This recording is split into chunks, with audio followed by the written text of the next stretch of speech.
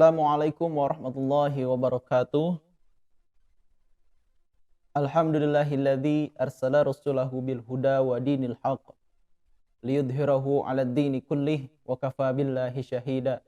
Asyhadu an la ilaha illallah wahdahu la syarikalah wa asyhadu anna Muhammadan abduhu wa rasuluh la nabiyya ba'da wa rasulah. Teman-teman mas santri sekalian, marilah sama-sama kita bersyukur kepada Allah atas segala nikmat yang telah diberikan kepada kita. Beribu-ribu nikmat yang telah Allah berikan kepada kita, dan itu artinya kita harus senantiasa bersyukur atas apa-apa yang Allah telah berikan kepada kita semuanya. Salawat seiring salam semoga selalu tercurah limpahkan kehariban habibana wa nabiyana wa maulana Muhammad sallallahu alaihi wasallam, kepada keluarganya, para sahabatnya, dan kita umatnya.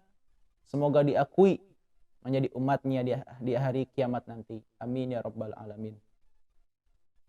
Teman-teman sekalian, pada kultum singkat sore hari ini sebelum buka puasa, ya, izinkan saya menyampaikan beberapa hal tentang indahnya perbedaan. Teman-teman sekalian, mas santri seluruhnya, pemirsa YouTube Mahat Al-Jami' UIN Bandung, manusia diciptakan oleh Allah Subhanahu wa taala dengan begitu banyak perbedaan, bervariasi, dan berbagai bentuk dirinya, mulai dari wajahnya berbeda, cara berjalannya berbeda, cara berbicaranya berbeda, dan lain sebagainya. Dan itu harus menjadi rahmat, harus menjadi warna dalam hidup kita. Allah menciptakan manusia juga dengan memiliki pola pikir yang berbeda. Ya, maka tak heran jika banyak silang pendapat antara orang satu dengan orang yang lainnya.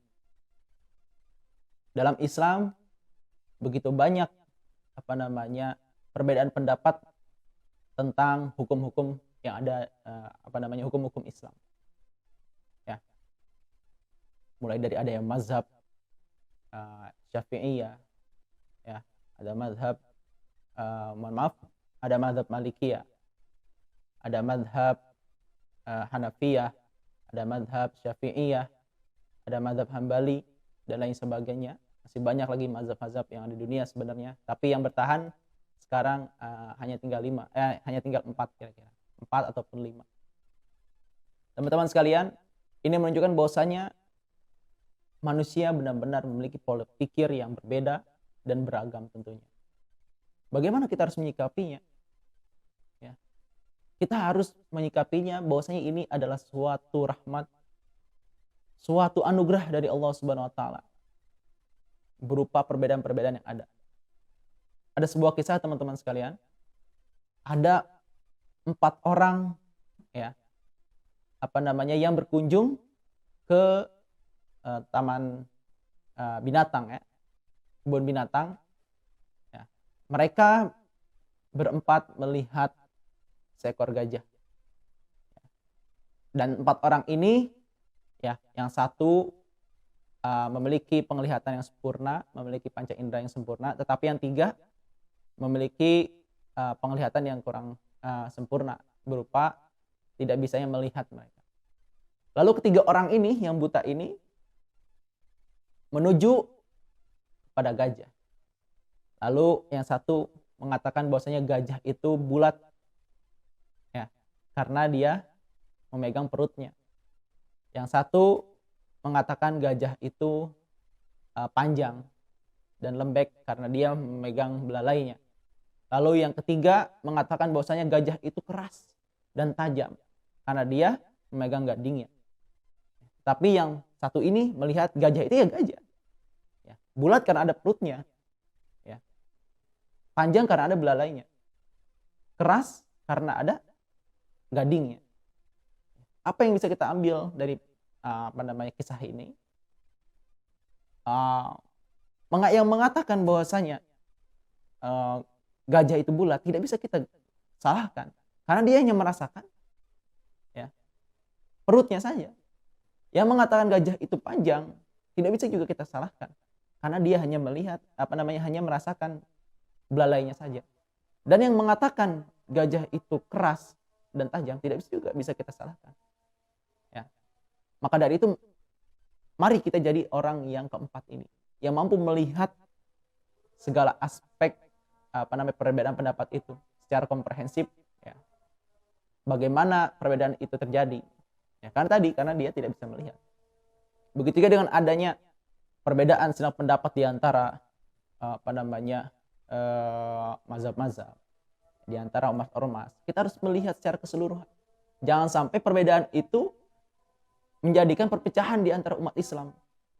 Ada NU, ada Muhammadiyah, ada Persis, dan lain sebagainya ormas-ormas Islam di Indonesia. Itu harusnya menjadi rahmat, harus menjadi sebuah tolak kemajuan, bahkan ya, sebuah tolak ukur kebersamaan di antara umat Islam Indonesia. Ya, karena antara Muhammadiyah, NU, dan Persis memiliki metodologi yang berbeda dalam menentukan hukum. Ya, dan kita harus memahami tersebut. Oke lah NU pakai kunut, oke lah Muhammadiyah tidak pakai kunut, itu tidak usah menjadi masalah.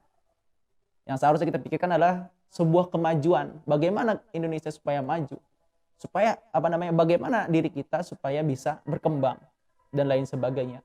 Bukan lagi mempermasalahkan perbedaan-perbedaan yang bersifat furu'iyah, yang padahal masih banyak hal-hal lain yang harus kita selesaikan, yang harus kita capai. Ya, kita bicara lagi alutsista Indonesia seperti apa. Kita bicara lagi nanti teknologi Indonesia seperti apa. Itulah yang harus kita kaji dalam sudut pandang Islam seperti apa. Bukan lagi umat Islam mempermasalahkan berkenaan dengan kunut lagi, berkenaan dengan maulid lagi, berkenaan dengan tahlilan lagi. Ya. Sudah bukan lagi umat Islam membicarakan hal-hal yang bersifat furu'iyah. Oke lah, boleh kita memahami hal tersebut, tetapi jangan sampai perbedaan-perbedaan tersebut malah menghancurkan umat Islam di Indonesia. Hanya karena hal-hal yang sepele. Ya. Kita sebagai penerus juga harus lebih memahami terhadap masalah-masalah sosial di dalam masyarakat. Ya, perbedaan yang ada harus menjadi rahmat, harus menjadi keindahan dalam hidup manusia. Karena seperti itulah Allah menciptakan manusia dengan beragam bentuk, nah, mulai dari pikiran, mulai dari sudut pandang, mulai dari wajah dan lain sebagainya. Ya. Makanya mari kita sama-sama saling memahami, jangan hanya mau dipahami oleh orang lain. Ya. Allah menciptakan manusia lewat beragam suku dan ras, ya, agar kita saling mengenal, dita'arafu, ya, untuk saling mengenal, untuk saling memahami, untuk saling berbagi, untuk saling tolong menolong, bukan untuk perpecahan. Ya, jadi bahkan dalam hal toleransi beragama pun Islam sudah tidak perlu diajarkan lagi. Ya. Lakum dinukum waliyadin. Ya. Untukmu agamamu dan untukku agamaku. Jangan dicampur adukan. Ya. Toleransi adalah menghargai perbedaan. Ya. Bukan untuk menyamakan perbedaan. Jadi ketika berbeda agama, berbeda pandangan, ya, umat Islam sudah ahlinya pada. Jangan diungkit lagi, ya, mengatakan bahwasanya agama semuanya sama. Ya. Dari mana agama semua sama? Gitu kan, toleransi yang kebablasan. Gitu. Maka dari itu umat Islam adalah adalah umat yang seharusnya paham terhadap toleransi. Ya. Baik dari sisi internal umat Islam itu sendiri, antar ormas-ormas, antar pengadut mazhab yang lain, antara mazhab Maliki dan mazhab Syafi'iyah seperti apa dan lain sebagainya. Itu harus menjadi permasalahan yang sudah clear seharusnya kita bicarakan, tetapi seharusnya kita membicarakan hal-hal yang lebih hebat lagi, mulai dari sains dalam Islam seperti apa, ya, teknologi dalam Islam seperti apa, Ya, pemimpin yang dibutuhkan oleh Islam seperti apa dan sebagainya. Itulah yang dibutuhkan oleh umat Islam saat ini. Jangan sampai perbedaan yang ada malah meluluhlantahkan Islam itu juga. Mungkin itu teman-teman penyampaian kultum singkat sore ini. Semoga bermanfaat dan mohon maaf apabila kata-kata yang salah ataupun kurang berkenan dari saya. Idza sadara minni khata'un fa'fu anni. Assalamualaikum warahmatullahi wabarakatuh.